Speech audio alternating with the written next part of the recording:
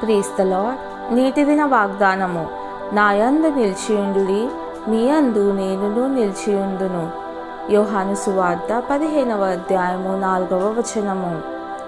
తీగె ద్రాక్షావల్లిలో నిలిచియుంటేనే గాని తనంతట తానే ఎలాగు ఫలింపదో, అలాగే అవి ఎక్కడ ఉన్నాయో ఎక్కడ స్థిరంగా నివాసం ఉండాలి.